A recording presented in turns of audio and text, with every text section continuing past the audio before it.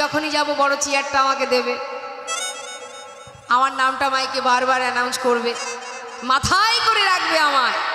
এই যে যশ খ্যাতি পাওয়ার আশা, এই আশা নিয়ে কেউ দান করলে সে দান বৃথা হয়ে যাবে। হরি বল, হরি বল।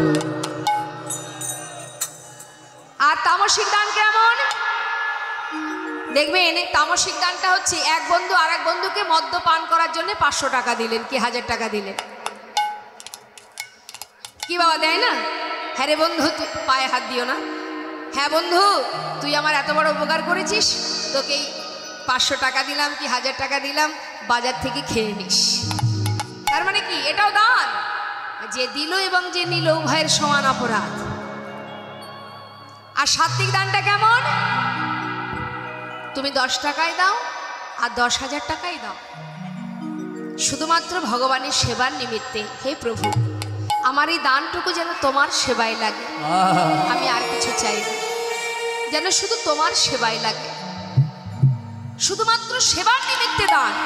তার পিছনে কোনো চাওয়া পাওয়া থাকবে না যে আমার জন্য একটা নাতি হয় তোমাকে বাড়িতে এনে সেবা দেব, আমার ছেলে চাকরি পেলে তোমাকে বাড়িতে ডেকে সেবা দেব। কাকে লোভ দেখাবো? যিনি বিশ্বব্রহ্মাণ্ডের মালিক, তার কি খাওয়া পড়ার অভাব আছে যে তুমি লোভ দেখাবে তাতেই সে বশ হয়ে যাবে?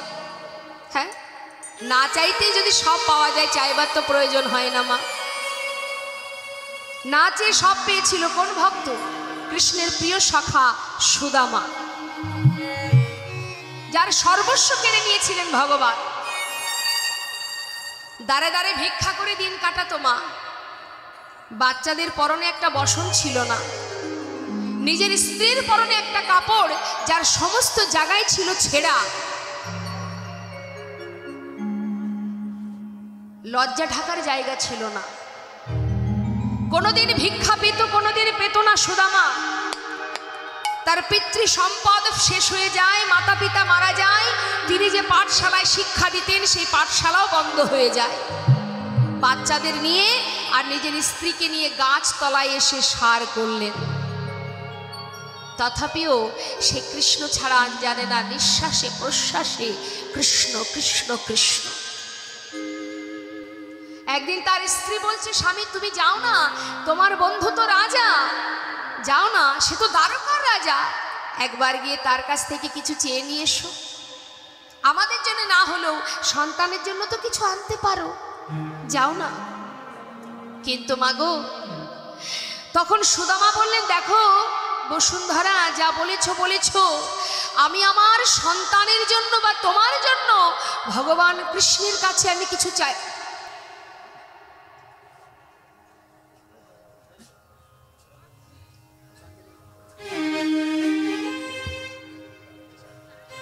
বলছে আমি কৃষ্ণের কাছে কিছু চাইতে পারবো না, কারণ সে হচ্ছে আমার বন্ধু। আমি তাকে কথা দিয়েছি, প্রতিজ্ঞা করেছি, জীবনে না খেয়ে যদি মারাও যায় কোনো দিনের জন্য আমি ওর কাছে কিছু চাইবো না। আজ আমি বিপদে পড়েছি বলে তার কাছে চাইবো? দেখুন আসতে ওমা, একটু মন দিয়ে শুনুন, আমরা তো ভগবানের কাছে শুধু চাই, ধনং দেহি, যশং দেহি, রূপং দেহি, পুত্রং দেহি, শুধু দিয়ে যাও, শুধু আমাকে দিয়ে যাও, এটা দাও, ওটা দাও, সেটা দাও। দেখুন, না চাইতে বন্ধুত্ব কাকে বলে? যে তার সমস্ত বাসনা, বাসনা কিছু ছিল না, কিন্তু সমস্ত সুখ তাকে দান করেছিল। তার স্ত্রী বলছে, স্বামী তুমি যদি তোমার বন্ধুর কাছে যাও, চাওয়ার দরকার নেই, যাকে তুমি এত ভালোবাসো, যাও না, একবার তার সঙ্গে দেখা করে এসো, একটু হলেও তো শান্তি পাবে। বন্ধুর বাড়িতে গেলে, বন্ধুকে দেখলে একটু হলেও তো শান্তি পাবে, যাও। বলছে আমি কেমন করে যাব?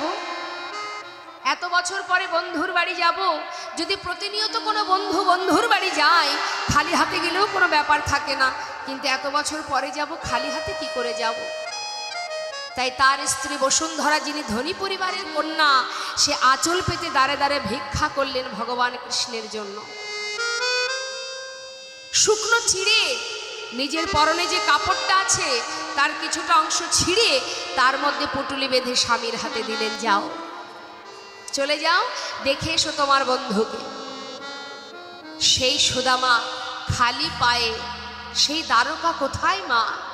সেই দ্বারকায় পৌঁছে ওই চিড়ের পুটুলিটা সঙ্গে করে নিয়ে দ্বারকায় এসে পৌঁছালেন।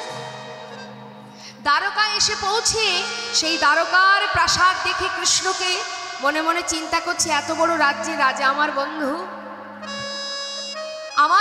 এত বড় রাজা, তার কি আমার কথা মনে আছে?